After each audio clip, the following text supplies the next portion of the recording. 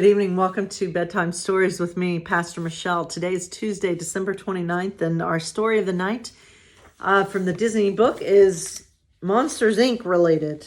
And I just dropped I don't know why I need it right now. It's called Relaxopolis. That sounds like a good place to go. So it was another cold, blustery day in Monstropolis. Sully and Mike were on their way to work. Mike sighed heavily.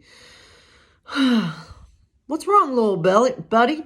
asked Sully. "I'm sick and tired of winter," Mike replied. "It's cold, it's windy, and it gets dark early." He thought for a moment. "Sully, I think I have the winter blues." Suddenly, Mike spotted a big billboard. On it was a big pink monster sitting in a lounge chair on the beach, wearing sunglasses and sipping what looked like an ice-cold blueberry slushie. In big letters, it said, "Beat those winter blues in Relaxopolis." Mike stopped in his tracks and grabbed Sully's furry arm. He pointed at the sign, too excited to say a word. "That's a great idea," Sully cheered. "A week on a tropical island is just what we need."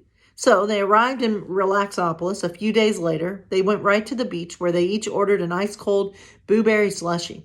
As the friends lay down on their lounge chairs on the sunniest part of the beach, Mike said, "This is the life, isn't it, buddy?" "You bet. Do you think you need some of this Monster Tropic sunscreen?" "You better be careful. You don't want to get too much sun on your first day." "I'll just soak up the rays for a little while first," Mike said. "My winter blues are just melting away." After a while, Sully grew bored sunbathing and decided to go for a swim. Then he let some little monsters bury him in the sand up to his neck and build a sandcastle with them. A couple hours later, he returned to the lounge chairs where Mike was sound asleep. Sully took a closer look. His little green friend had not changed position since Sully left.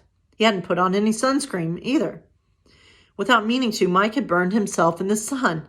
"Hey, little buddy," said Sully as Mike woke up. "Guess you chased those winter blues away, huh?" Mike just looked at Sully sleepily. "You aren't blue anymore. Now you're bright red." So it's very important, very, very important to put on sunscreen. Where is I just lost it. Okay, I'll have to look for it later. Hey, look at my big face. All right. So let's hear our bold woman of the night in Black history is Dr. Mae Jemison, who's an engineer, physician, and an astronaut. First African-American woman astronaut.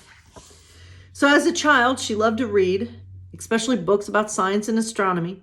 By the time she was in kindergarten, she knew she wanted to be a scientist. This did not keep her from other passions. She wanted to be a dancer, and throughout her youth, she studied every type of dance.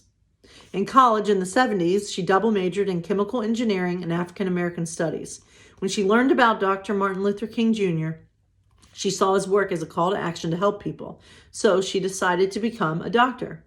She joined the Peace Corps in 1983 and traveled to West Africa on a 2-year program to provide medical assistance to those in need. After returning, she saw major changes taking place at NASA. In 1983, Sally Ride became the first American woman in space. Mae had always imagined herself in space, but was hesitant to pursue that dream. But it was seeing the actress Nichelle Nichols play Lieutenant O'Hara in the TV show Star Trek that finally inspired her to apply to the space program. So in 1987, she became the first African-American Black woman in the astronaut training program, and a few years later, she flew into orbit as the first African-American woman in space. She still wanted to have a direct impact on people, so she left NASA in 1993 and created her own company, the Jemison Group, which researches ways technology can help people in their daily lives. She also started the Dorothy Jemison Foundation for Excellence, which in 1994 launched The Earth We Share, a science camp for children. So I believe strongly in the power of TV.